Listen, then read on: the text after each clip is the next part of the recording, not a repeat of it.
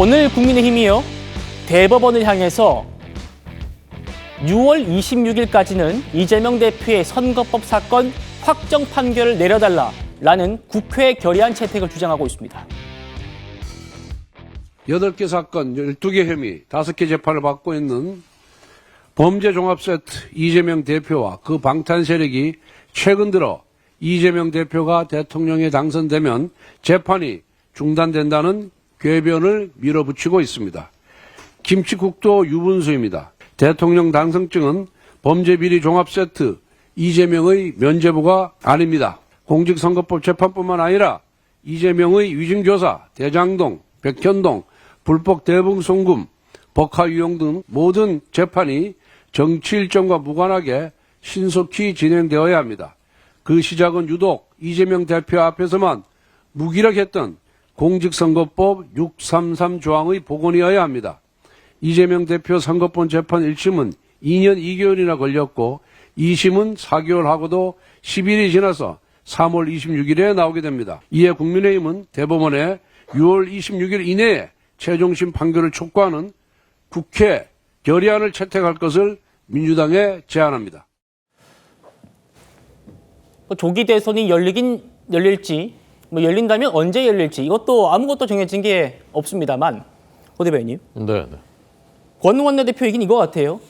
만약에 그게 날짜가 설령 대선 이후라도 6월 26일에는 무조건 좀 판결 내려달라. 이 얘기죠? 그러니까 아까 이제 정무적 판단하지 말고 법과 원칙에 따라서 해야 된다라는 말씀이 아까 다른 사안에 대해서 있었는데 네. 저는 이거야말로 그냥 정말 법을 좀 지켜달라라는 것이죠. 이건 정치적인 정무적인 게 개입될 여지가 없는 얘기입니다. 이건 공직선거법에 강행 규정이라고 써 있고요. 법에 전심 선고일로부터 반드시 3개월 이내에 선고해야 된다라고 돼 있거든요. 그게 이제 633인 것입니다. 저는 2심 재판부에도 좀 아쉬움이 있는 것이요. 결심 공판한 다음에 한 달을 꽉 채운 다음에 선고를 잡았거든요. 근데 사실은 법을 어긴 것이지 않습니까? 4개월 11일이나 걸린 겁니다. 법에는 3개월 안에 반드시 하라고 돼 있는데 사실 1심에서 다툴 것을 다 다퉜고 사실관계에 대해서 특별히 더 많이 다툴 것이 없는데도 불구하고 일종의 이제 정무적인 판단을 한 것이 아닌가, 좀 절충한 것이 아닌가. 근데 법을 어기면서까지 그렇게 한 것에 대해서 저는 굉장히 아쉬움이 있고 대법원은 그러면 안 되는 거 아니겠습니까? 대법원은 우리 사회의 최종적인 보루가 돼야 되는 거고 법 지키라고 있는 것이 사법기관인데 사법기관 중에 최고기관인 대법원이 법을 안 지키면 어떻게 되겠습니까?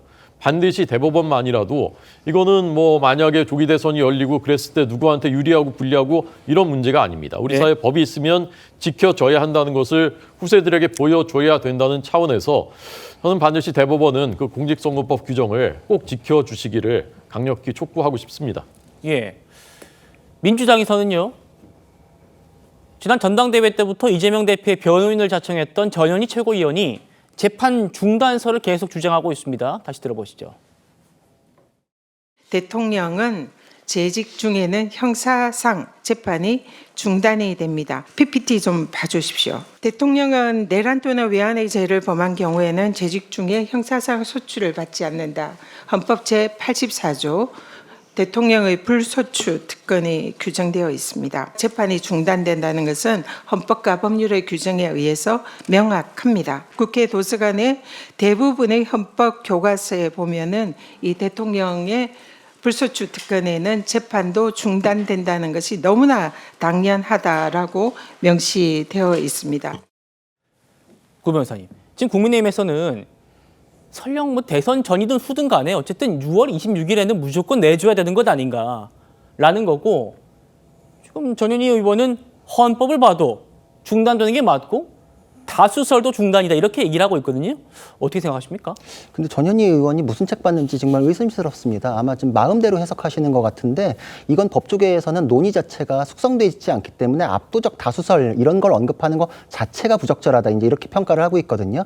왜냐하면은 우리 헌법은 유력한 대선 후보가 범죄를 저지른 상태에서 당선이 되는 걸 예정한 적이 없습니다. 그렇기 때문에 그거에 대해서는 그런 비상식적인 일이 일어날 거라고 생각을 하지 않았기 때문에 헌법에 그런 경우를 대응해 놓지 않았거든요. 그래서 항상 법 해석이라는 거는 그 법에 규정되어 있는 문헌을 놓고 거기서 이제 포함하는 의미를 끌어내게 되어 있습니다. 예를 들어서 과일이라고 되어 있으면 사과하고 배를 이끌어낼 수 있겠죠. 근데 사과라고 되어 있으면 빨간 사과, 파란 사과, 뭐 썩은 사과까지는 돼도 거기에 배는 못 넣습니다. 근데 소추에 대해서만 언급이 되어 있거든요. 네. 소추는 검찰권 행사입니다. 기소하고 그리고 이제 공소 유지하고 거기에 재판이란 개념은 들어갈 수가 없어요. 그렇기 때문에 예정하지도 않았고 글자에서 이끌어낼 수도 없기 때문에 해석상 이거를 뭐 당연하다라거나 압도적 다수설이다라는 거는 지지층에다가 얘기하는 것이다. 그거는 뭐 법조계에서 이제 인정받을 수 있는 얘기는 아니고, 그리고 전현희 의원이 언급해 놓은 글들도 제가 찾아봤는데 뭐 변호사 몇 명이 최근에 언론에다가 인터뷰한 내용까지도 다 긁어 모아가지고 몇 명 거를 했던데 법조인이 3만 명이 넘습니다. 3만 명이 넘는데 지금 몇 명 가지고 압도적 다수설 얘기하는 거는 참 납득하기 어려운 얘기일 뿐만 아니라 민주당도 참 많이 후퇴했다. 진짜 예전에는 되도 않는 논리 가지고서 결백 주장은 했었거든요. 근데 이제는 그냥 정지된다? 이거 뭐 유죄도 무죄도 이거에 대해서는 뭐 이제 주장하기는 좀 힘들어지니까 많이 후퇴해가지고 정지된다라는 게 얼마나 궁색한가. 그런 말을 해가면서 지금 뽑아달라라는 얘기를 할 수 있는 것일까. 국민들에 대해서는 좀 송구한 마음을 먼저 가져야 되고, 저런 분이 민주당의 후보가 되는 거는 같이 막아야 되지 않습니까? 전현희 의원의 양심이 좀 의심스럽습니다, 저는. 국민의힘은 이재명 대표 20만 나와도 민주당의 분위기는 달라질 거다, 이렇게 전망을 하고 있습니다. 사실 지금 국면은 이재명은 안 된다라는 타이머가 굉장히 빨리 돌아가는 국면이거든요. 그래서 지금 이재명만큼은 안 된다라는 그 시중의 여론이 굉장히 높아지니까 이분이 마음속이 얼마나 급한지를 사실 느끼게 하더라고요. 법원의 2심 판결이 나고 나면 민주당 진영 내에서 이재명과의 단절의 시간이 오지 않을까. 이재명 대표 측은 전혀 그럴 리 없다고 하죠. 무죄로 확신한다. 만약 유죄가 나오더라도 당은 전혀 동요가 없을 것이다. 이미 그 사법 리스크는 지지율에 다 반영돼 있다. 하지만 안철수 의원은 이렇게 말했었죠. 계엄은 심각한 판단 실수지만 중대한 건 아니고 전 국민이 이렇게 팽팽히 맞서는 건 이재명 대표 때문이다. 이재명 대표가 대통령 되는 것에 대한 반발이다. 강 부대변인 어떻게 말씀 주시겠습니까? 저는 국민의힘이 그 민심을 읽는 기능이 정지된 것 같습니다. 뭐 이재명 대표가 대선 후보가 되는 게 궁색하다? 그럼에도 불구하고 대통령으로 선택받으면 그때는 뭐라고 할 겁니까? 지난 총선 때 뭐라고 했습니까? 2조 심판론. 그때도 민주당에서 계속 말했어요. 이런 프레임 가지고 하시면 안 된다. 여당은 여당답게 정책으로 승부를 내셔라 라고 했는데 그게 민심이라고 했습니다. 결과 어땠습니까? 참패였습니다. 참패. 그렇게 여론을 제대로 못 읽고 있으니까 지금의 상황까지 이르렀다라고 말씀드리고, 어쨌든 국민의 선택이 어디로 갈지는 저희가 지켜보면 알 일이다. 여기까지 말씀드리겠습니다. 예, 부대변인. 네. 만약에 조기 대선이 열리면요, 이재명 대표께서 선택받지 못할 겁니다. 그러니까 그렇게 걱정하지 않으셔도 되고요. 지난 총선 때는 저도 이제 그때 뛰었었지만, 그래서 이제 낙선했지만, 그때 이제 2조 심판론이 먹히지 않았다라는 것은 2조 심판론 자체에 대해서 국민들이 공감하지 않으셔서가 아닙니다. 제가 볼 때는. 그때는 이재명 조국보다 더 우선적인 심판의 대상이 있었습니다. 그것은 현직 대통령입니다. 현직 대통령이 제일 먼저 국민들에게 심판의 대상으로 인식되는 것은 당연한 일입니다. 그리고 그때 유권자들은 2조보다는 먼저 윤석열 대통령이 잘못하는 것을 좀 바로잡고 싶다. 그런 마음이 있었기 때문에 그렇게 선택을 하신 것입니다. 만약에 조기 대선이 열린다면은 완전히 다르겠죠. 이제는 제일 먼저 심판의 대상이 되는 사람이 바로 아마 이제 그분이 될 겁니다. 아까 구 변호사님 말씀하신 것에 제가 한마디만 덧붙이자면요. 소추란 말이 우리가 잘 안 쓰는 말이지 않습니까? 어렵고. 그래서 이제 잘 몰랐던 건데, 모를 때는 국어사전 한번 찾아보면 됩니다. 국어사전 한번 찾아보면 다 이제 금방 보실 수가 있는데, 이렇게 돼 있습니다. 형사사건에 대하여 공소를 제기하는 일. 이렇게 돼 있습니다. 그러니까 기소에 재판까지 다 포함된다 이런 것은 저는 말도 안 되는 주장이라고 생각합니다. 알겠습니다. 여기까지 하고요. 이재명 대표의 재판 지연 논란이요. 최근 재판부가 바뀐 대장동 재판에서도 또 불거졌습니다. 이재명 대표 오늘 출석 모습부터 만나보시겠습니다. 공판 갱신 절차 단순화되는데 어떻게 생각하시나요?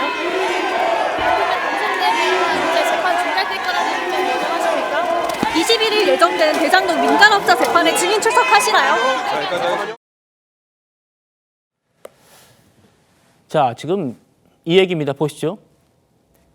재판부가 바뀌었잖아요. 대장동 재판. 재판부가 바뀌면 갱신 절차를 반드시 거쳐야 합니다. 새 재판부가 오늘 이재명 대표 측에게 그 절차를 좀 간소화하자라고 하니까 검찰은 동의를 했습니다. 그런데 이재명 대표 측은 우리 간소화 못하겠다. 정석대로 갱신합시다라고 주장했습니다. 주요 증인들의 증언을 직접 들어야 한다. 재판부가 녹취록 조사를 원칙으로 하되 특정 부분을 들을지는 추후에 결정하자. 이렇게 지금 마무리가 됐는데요. 구전의 변호사님. 이재명 대표 측은 아니 정석대로 하자는 게 왜 재판 지연이냐 이렇게 따져 묻고 있습니다. 근데 간소화가 됐거든요, 이번에. 그래가지고 꼭 반드시 다 들을 필요가 없게끔 지금 이제 개정이 되어 있기 때문에 사실 저 부분에 대해서 예전 규정 가지고서 하려는 거는 재판 지연을 위한 것이다. 이런 생각밖에 들지 않고 일관해가지고 얘기하려면은 헌법재판소에서 지금 진행하는 거에 대해서 민주당이 하는 거랑 너무 다른 거에 대해서 해명이 있어야겠죠. 거기선 속도전을 강조하기 때문에 절차적으로 정합성을 꾀하고 있는지에 대해서 의문이 있잖아요. 근데 여기에 대해서는 또 마냥 늘리고 있다. 두 가지의 모순되는 행동이 국민의 선택권을 위해서 모두 다 결론이 난 상태에서 선거를 치러야 되는 게 아닌가라는 이제 필요성을 더 강화를 시키는 거죠. 이런 상태에서 여론을 등에 업고 지지율 가지고 사법부를 압박하고 밀어붙이려고 하면 그게 반헌법적입니다. 아까 국민의 선택을 받으면 어떻게 할 것이냐라고 하는데 만약에 선거에서 그런 일이 벌어진다면 다시 또 사법부에선 사법부의 일을 해야죠. 그게 3번 군립 하에서의 헌법 시스템입니다. 예를 들어서 당선된 사람도 공직선거법 위반으로 유죄 판결 받으면은 배지가 떨어져요. 그 시스템이 대통령에 대해서도 마찬가지로 유지되어야 된다라는 것인데 그거에 대해서는 헌법 84조에 대해서 문헌에도 맞지 않는 해석을 들고 와서 정지된다? 아마 제가 보기에는 당선되고 나면 정지 규정을 확실하게 하는 법 개정도 할 거다 이런 생각이 드는데 여러 가지로 우려스럽다. 그리고 당에서 후보가 되는 것에 대해서 왜 트집 잡냐 이러시는데 네. 당의 기능이라는 것은 전통적으로 자격 미달의 후보를 걸러내는 기능을 했습니다. 그것이 극단주의자들에게 민주주의가 훼손되지 않도록 하는 아주 든든한 버팀목이 됐었거든요. 스티븐 레비츠키 같은 경우에도 정당의 기능을 그래요. 게이트키핑이다. 정당에서 수준 미달의 사람이 극단주의자들을 등에 업고 정당을 휩쓸고 국민의 선택을 받는 것을 정당 차원에서 막아야 된다라고 하는데 뽑히면 어쩔 겁니까? 당선되면 어쩔 겁니까? 이런 식으로 해서 밀어붙이면 그건 인민재판이거든요. 민의가 사법을 덮치면은 사법은 종말에 이른다라고 표현을 합니다. 사법의 판단을 민심에 따라 가지고 뭐 국민이 뽑았는데 어쩔 거냐 이런 식으로 하면 이제 논리는 무너지는 거죠.